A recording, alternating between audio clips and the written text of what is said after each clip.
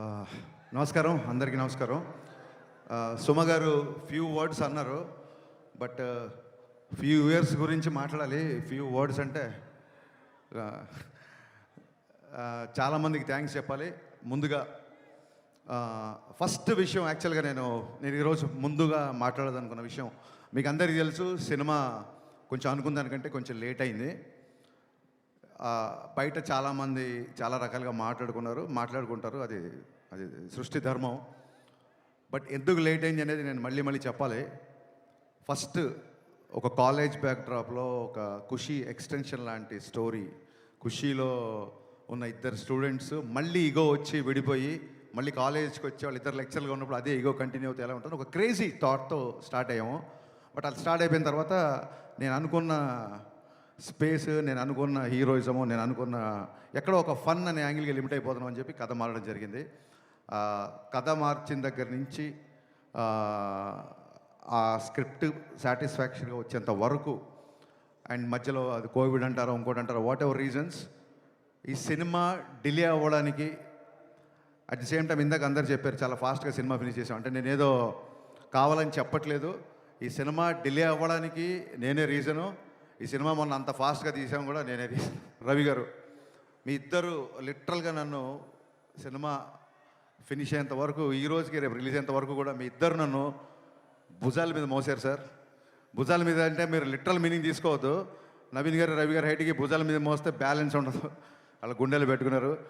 Sir, your one of the best producer. అంటే any డైరెక్టర్కి dream producer sir మీరు. ఇంత లేట్ అయినా సరే సినిమా సాంగ్స్ దగ్గరికి వచ్చేసరికి నేను ఒక 500 మంది డ్యాన్సర్లు నడితే వాళ్ళు 1500 మంది పెట్టుకున్నాను వాళ్ళు. నేను ఒక ఈ సైజు సెట్ అడిగితే వాళ్ళు ఈ సైజు సెట్ ఇచ్చారు. అండ్ ఆనందన్న, thank you so much. Director విజయాన్ని ఈ రేంజ్లో మ్యాగ్నిఫై చేయాలంటే it's only one and only you. And ఇందాక ఆనంద్ గారు సరిగ్గా చెప్పలేదు, మైత్రి కెరీర్లోనే ఎత్తరా కాలర్కి వేసిన సెట్ బిగ్గెస్ట్ సెట్ అండి. రోజు 1500 మందితో షూటింగ్ చేసేవాళ్ళం. ఎవరన్నా సరే లిమిటెడ్ డేట్స్ ఉన్నాయి, మనం త్వరగా ఫినిష్ చేయండి అంటారు. ఏ రోజు కూడా ఏం అడిగినా సరే ఎంత కావాలి అని అడిగారు తప్ప ఎందుకు కావాలి అని ఏ రోజు ప్రశ్నించలేదు. ప్రతి డైరెక్టర్ డ్రీమ్ ప్రొడ్యూసర్స్ అండి మైత్రి మూవీ మేకర్స్. సార్, నవీన్ గారు, రవి గారు,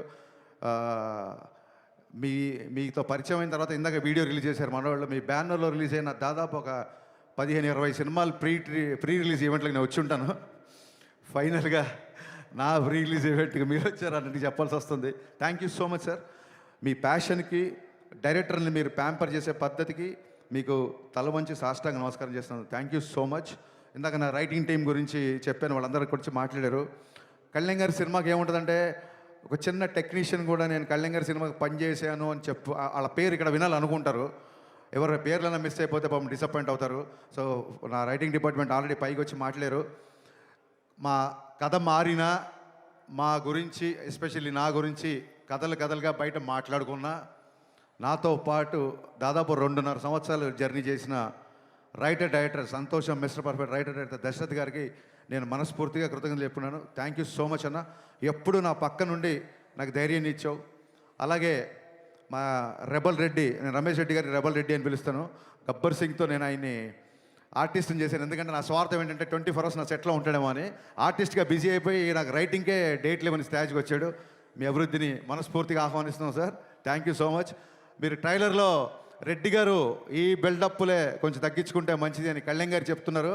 ఆ రెడ్డి గారు ఎవరో కాదండి, మా రెడ్డి గారే, మా రమేష్ రెడ్డి గారు. అలాగే Praveen Varma, very talented writer. తను ఈ సినిమాకి అడిషనల్ డైలాగ్స్, నాకు డైలాగ్ విషయంలో చాలా హెల్ప్ చేశాడు. Thank you Praveen. అలాగే చంద్రమోహన్, నేను ఒక వెబ్ సిరీస్ ప్రొడ్యూస్ చేస్తే తను డైరెక్ట్ చేశాడు. అండ్ సార్, కళ్యాణ్ గారి సినిమా కదా, నేను మీ రైటింగ్ టీంలో జాయిన్ అవ్వచ్చా అని అన్నాడు. So Chandramohan, thank you, wonderful.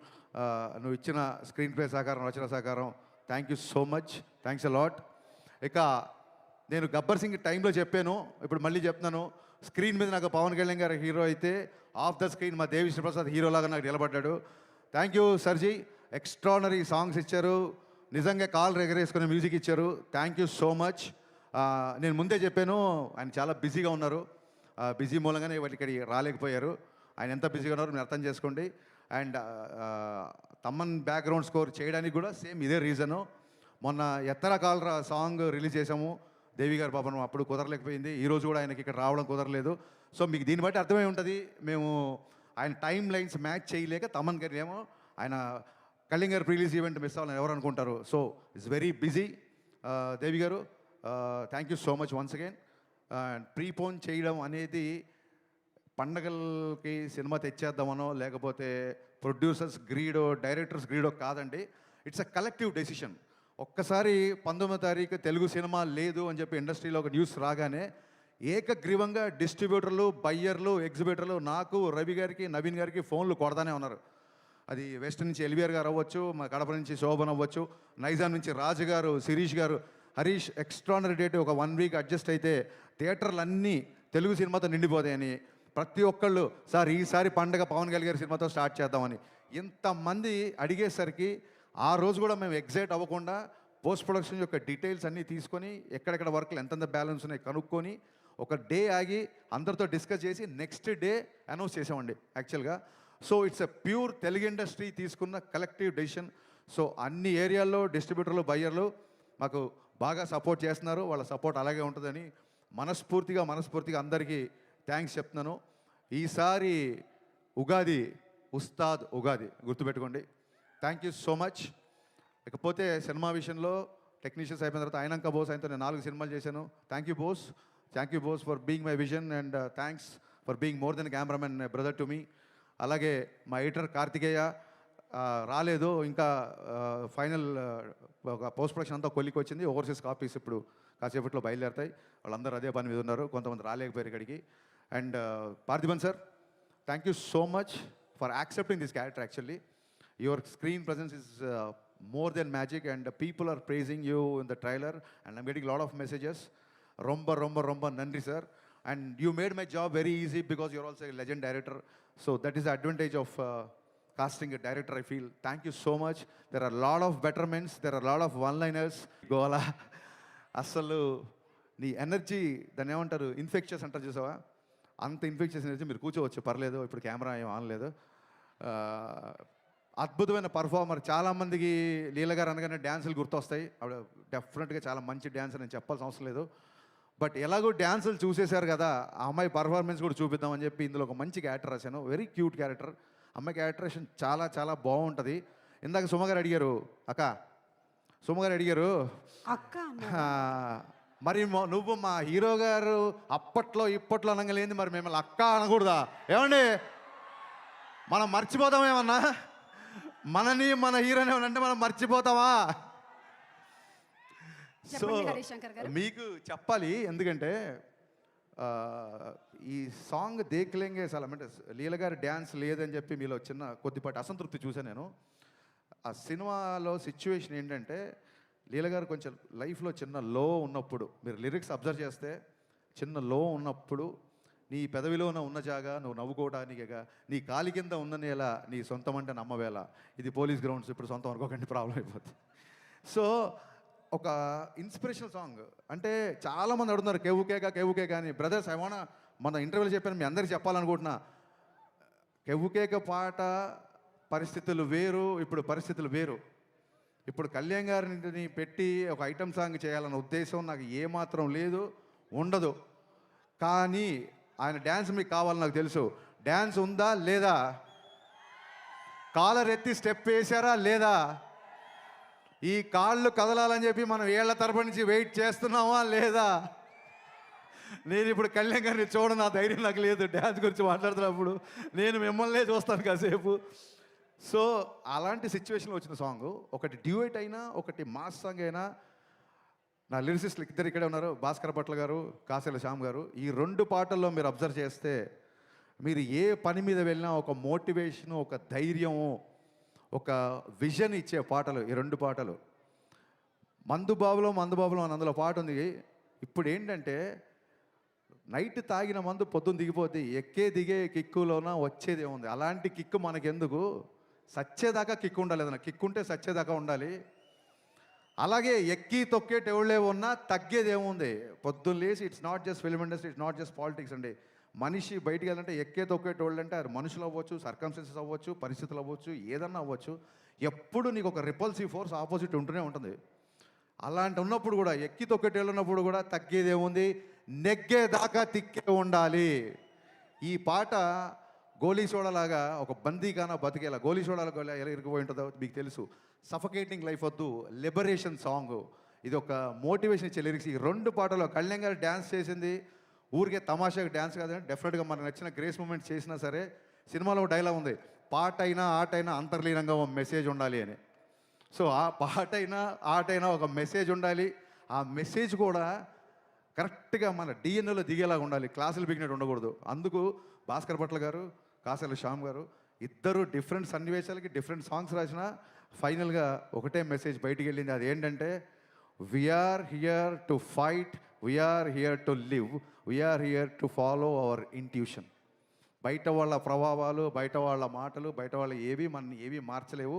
మీదే విజను, మీదే లైఫ్, మీదే అని ఈ స్ఫూర్తినిచ్చే పాటలు. వాళ్ళిద్దరికి ఒకటే మాట చెప్పా, ఇద్దరి లిరిసిస్ట్లకు నేను చెప్పింది ఒకటే. సార్ నేను ఎప్పుడైనా లోలో ఉన్నప్పుడు వేటూరి గారిది పాట వింటా, మా ఊపిరి నిప్పుల ఉప్పెన, మా ఊహలు కత్తుల వంతెన, మా దెబ్బకు దిక్కడు పిల్లటెళ్ళిపోయే రంపంపం. ఆ సాంగ్ ఎప్పుడు వింటుంటా. యువత తాలూకు భావజాలం ఆ పాటలో ఉంటుంది, నాకు చాలా ఇష్టం. అలాగే ముందుకెళ్ళే వాళ్ళు, కాస్త ఫెయిల్యూర్లో ఉన్నవాళ్ళు, లేకపోతే చాలా హై గోల్స్ పెట్టుకున్న వాళ్ళు, నేడేరా నీకు నేస్తము, రేపే లేదు, నిన్నంటే నిండు సున్నరా రానే రాదు. ఇవే వేటూరు గారు రాసిన ఈ పదాలే వాళ్ళకి చెప్పాను, దాని నుంచి వచ్చిన ఈ పాటలు. సో హోప్ యూ అండర్స్టాండ్ అండి. శ్రీలీల గారు డ్యాన్స్ చూసుకోవాల్సిన వాళ్ళు ఇమ్మీడియట్గా ఇంటికి వెళ్ళి యూట్యూబ్ ఓపెన్ చేయండి, బోల్డ్ పాటలు ఉన్నాయి. కళ్యాణ్ గారు డ్యాన్స్ చూసుకోవాల్సిన వాళ్ళు మార్చి 19న ఖచ్చితంగా సినిమాకి రండి. కళ్యాణ్ గారి డ్యాన్స్ చూడడానికి దేకులేంగేసి అలా పెట్టాము, దాని వెనకాల అంతరార్థం ఇది. ఇకపోతే అందరు ఎస్ ఎస్ ఎస్ ఎస్ చాలామంది ఎప్పటికీ రాలేదు. ఒకసారి డైరెక్షన్ డిపార్ట్మెంట్ దగ్గర ఇక్కడ ఉన్నారా? డైరెక్షన్ డిపార్ట్మెంట్ దగ్గర ఇక్కడ ఉన్నారు అనుకుంటున్నాను నేను. ఇప్పటికీ ఇంకా నేనన్నా ఒక పని అప్పచెప్పి ఒక పావు గంట పడుకుంటున్నా కానీ ఒక 3 రోజుల నుంచి పడుకోకుండా నా డిపార్ట్మెంట్ అంతా పనిచేస్తున్నారు. ముఖ్యంగా అఖిల్, రవి, మీ ఇద్దరు నాకు కుడి భుజం ఎడమ భుజంలో ఉన్నారు. Thank you so much. దగ్గరలో ఉంటే టైం వేస్ట్ చేయకుండా స్టేజ్ మీదకి రండి, లేకపోయినా అక్కడి నుంచి చెయ్యి ఊపేయండి. ఇప్పటికి లేట్ అయింది. So Akhil, Ravi, come please come ఫాస్ట్గా. వీళ్ళిద్దరూ నాకు ఒక కుడి భుజం ఎడమ భుజం అంటే మీరు నమ్మండి. చూడండి, అసలు ఒక 3-4 రోజుల నుంచి నిద్ర లేకుండా పనిచేస్తున్నారు. Thank you so much Akhil, thank you Ravi, thank you Bobby. నా గుండెకాయ అంతకంటే ఎక్కువ. ఎంత కష్టపడుతున్నాడంటే అస్సలు నాకు తెలిసి ఒక స్టేజ్లో నాకు టెన్షన్ వచ్చింది, ఆరోగ్యం అయిపోద్దామో, నువ్వు 1 గంట పడుకో నేను వెళ్తాను అని చెప్పి ఇలాగా షిఫ్ట్లు వారీగా పనిచేస్తున్నాం. బాబీ లేని షూటింగ్ నేను ఊహించుకోలేను. బాబీ ఇంతకంటే ఎలివేషన్ లేకపోతే. Thank you so much Bobby.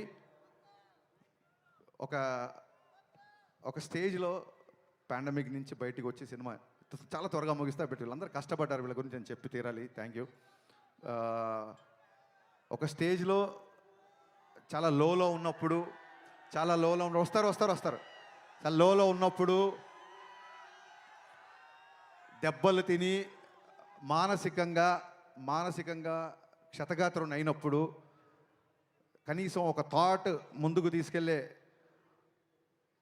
ధైర్యం లేక, సత్తువ లేక, శక్తి లేక, అది నా సినిమా బిఫోర్ వచ్చిన సినిమా సరిగా ఆడకపోవడం అవ్వచ్చు, పాండమిక్ అవ్వచ్చు, సడన్గా ఒక మెంటల్ లో అవ్వచ్చు. మనమేం దేవుళ్ళం కాదు కదా, ఎవరైనా లోలో ఉంటారు కదా. అలాంటి ఒక లోలో ఉండి నేను నిలబడమే చాలా కష్టం అన్న ఒక భయంకరమైన పరిస్థితిలో ఉన్నప్పుడు, నేనేది లోపల దాచుకోండి అందరికీ తెలుసు, ఓపెన్గా చెప్తున్నాను. ఒక డీప్ లోలో ఉన్నప్పుడు గజేంద్ర మోక్షంలో ఏనుగు కాలు మొసలి పట్టుకున్నప్పుడు ఏనుగు ప్రార్థిస్తే, సిరిగింజప్పడు శంకరవు యుగమున్ జయదేవు సంధింపడే అని లక్ష్మీదేవికి కూడా చెప్పకుండా, చక్రము శంఖు ఏమీ లేకుండా అలా ఒక స్పీడ్గా శ్రీహరి తన భక్తుడిని కాపాడడానికి వచ్చినట్టు, అలాంటి పరిస్థితుల్లో ఆ దేవుళ్ళలాగానే నా దేవుడు పవన్ కళ్యాణ్ గారు అన్నపూర్ణ స్టూడియోకి నన్ను పిలిచి నా దగ్గరకు వచ్చి త్వరగా షూటింగ్ ప్లాన్ చేసుకో అన్నారు. ఆ ఒక్క పిలుపుతో అప్పటి వరకు ఉన్న గాయాలు, అప్పటి వరకు ఉన్న స్వేదాలు, మరి పవనుడు కదా, వాయు వేగంతో అవన్నీ మాయమైపోయాయి. ఒక్కసారి షూటింగ్ స్టార్ట్ అయిన తర్వాత ఎప్పుడు స్టార్ట్ అయింది, ఎప్పుడు ఫినిష్ అయింది అనేది నిజంగా మా ఊహలో లేదు. ఎవ్రీ డే రేపు ఒక డైలాగ్ ఉంటుంది, సార్తో ఈ డైలాగ్ చెప్పించాలి, రేపు పొద్దున సార్తో ఈ వాక్, సార్తో ఈ హెయిర్ స్టైల్, సార్కి ఈ కాస్ట్యూమ్ వేయాలి. ఈ హైలో నైట్ ఎక్సైట్మెంట్లో నిద్ర పట్టేది కాదు. ఆయన పరిగెత్తించాడు, ఆయన పరిగెత్తాడు మాతో పాటు. ఇందాక రవి గారు చెప్పింది అక్షరాల నిజం. కమిట్మెంట్ అంటే గబ్బర్ సింగ్ అప్పుడు కొంచెం ఇంతకంటే యంగ్ కదా, కటౌట్ కంటెంట్ ఉన్నోడికి కటౌట్ చాలు అనుకున్నాను. బట్ కమిట్మెంట్ ఉన్నోడికే కటౌట్ ఉంటుంది అని పవన్ కళ్యాణ్ గారు చూసిన తర్వాత నా డైలాగ్ నేను మార్చుకుంటున్నాను. ఆ కమిట్మెంట్ కటౌట్ ఇక్కడ పెట్టిన కటౌట్లు కాదండి, మనం అందరం ఆ కమిట్మెంట్కి గుండెలో పెట్టుకున్నాం. ఆయన కటౌట్ని గుండెలో పెట్టుకున్నాం. ఇందాక ఈ చొక్కా గురించి అడిగారు కళ్యాణ్ గారు, ఏంటంటే సార్ జస్ట్ ప్రమోషన్ అని చెప్పా, కానీ మీతో పంచుకుంటున్నా. గుండె లోపల పవన్ కళ్యాణే, గుండె పైన పవన్ కళ్యాణే, నా గుండె ధైర్యం కూడా పవన్ కళ్యాణే. Thank you. ఎంత కష్టపడ్డారంటే ఇందాక రవి గారు చెప్పినట్టు సడన్గా సార్ ఇంపార్టెంట్ క్యాబినెట్ మీటింగ్ ఏదో ఉంది, సార్ విజయవాడ వెళ్ళారు అనగానే టీం అందరం ఓకే ఇవాళ షూటింగ్ లేదు అనుకునేవాళ్ళం. కరెక్ట్గా క్యాబినెట్ మీటింగ్ అయిపోయిందని చెప్పి ట్విట్టర్లో న్యూస్లో వచ్చే టైం కల్లా మా క్రియేటివ్ ప్రొడ్యూసర్ హరీష్ భాయ్ గారు టక్కుని కాల్ చేసి, సార్ 9 o'clock షూటింగ్ పెట్టుకోమన్నారు, టైం వేస్ట్ చేద్దాం అన్నారు. అనగానే గబ్బ night 9 o'clock shooting పెట్టుకునేవాళ్ళం.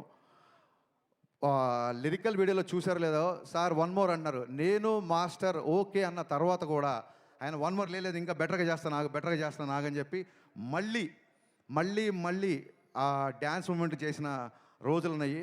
Sir Gabbar Singh అప్పుడు దాన్ని ఏమంటారు, కుర్రతనం అంటారో వెరితనం అంటారో నాకు తెలియదు, కానీ ఆ రోజులు నాకు సొమ్మగారు చెప్పి పద్దాగా 13 సంవత్సరాలు నాకు నిన్నగాక మన పొల్లాచికి వెళ్ళినట్టు ఉంది. జస్ట్ ఒక 1 week బ్యాక్ మిమ్మల్ని మీతో గుర్రం ఎక్కించి మన కచ్లో షూటింగ్ చేసినట్టు ఉంది. ఎవ్రీ మెమరీ నాకు ఉంది. మన జీవితంలో అన్ని రోజులు మనకు గుర్తుండవు. 10th class పాస్ అయిన రోజు, అమ్మ నాన్న మనం మెచ్చుకున్న రోజు, గబ్బర్ సింగ్ రిలీజ్ అయిన రోజు, ఇలాంటివే బాగా గుర్తుంటాయి. అలాంటి వండర్ఫుల్ ఎక్స్పీరియన్స్ ఈ షూటింగ్లో ఆయనతో ఉన్న నాకు జర్నీ. ఎలా జరిగింది షూటింగ్ అనేది అసలు నేను మాటల్లో చెప్పలేను. కళ్యాణ్ గారు, ఆ రుణం అయితే తీర్చేసుకోవచ్చు. దాన్ని ఏమంటారు, బంధం అనుకోండి. ఆ బంధం తీరిపోవాలి తప్ప ఒకళ్ళు తీర్చుకోలేరు. ఆ బంధం మీద నాకు ఉన్నందుకు నేను ఆ దేవుడికి మనస్ఫూర్తిగా కృతజ్ఞతలు చెప్పుకుంటున్నాను. ఇంకొక చిన్న విషయం క్లారిఫై, శ్రీహరి లాగా వచ్చాడు అని పవన్ కళ్యాణ్ గారిని దేవుడిలాగా ప్రవేశించినప్పుడు కొంతమంది కామెంట్ చేస్తున్నారు. ఒక చిన్న విషయం క్లారిఫై చేయాలనుకుంటున్నా. మనం దేవుడు అనేది మనం ఊరికే ఎవరినో పొగడాలని చెప్పేది కాదు. సమయానికి నువ్వు దేవుళ్ళో వచ్చావరా అని ఫ్రెండ్ అని అంటాం. సమయానికి ఆ రోజు మా మామయ్య దేవుళ్ళో వచ్చాడు అంటాం. పరిచయం లేని వ్యక్తి కూడా టక్కనే హెల్ప్ చేస్తే దేవుళ్ళో వచ్చాడు అంటాం. సచిన్ తెండూల్కర్ని గాడ్ ఆఫ్ క్రికెట్ అంటాం, Saraswati God of wisdom, Lakshmidevi God of wealth అంటాం. అలాగా మనం అభిమానంతో గాడ్ అని పిలుచుకుంటే అని అది గాడ్ ఆఫ్ క్రేజ్ అవ్వచ్చు, గాడ్ ఆఫ్ స్వాగ్ అవ్వచ్చు. సచిన్ తెండూల్కర్ అని గాడ్ అంతా మాత్రం నన్ను విగ్రహం పెట్టి బ్యాట్ అని ధ్వజస్తంభాల్లో పెట్టి గుళ్ళు కట్టమని ఎవరు చెప్పలేదు కదా. It is the supremacy experience, it's a superlative expression అంతే. అంతకు మించి ఎవరినో ఏదో కామెంట్ చేయాలని కాదు, ఎవరినో నొచ్చుకోవాలని కాదు. సార్ మాటలు రావట్లేదు. ఈ సినిమా ప్రాణం పెట్టి పనిచేశారు. మానవాళ్ళందరూ మీ మాటలు వినాలనుకుంటున్నారు. నన్ను ఇంతసేపు భరించినందుకు, సహించినందుకు, మళ్ళీ ప్రేమించినందుకు thank you so much. March 19th ఈసారి ఉస్తాద్ ఉగాది. Thank you.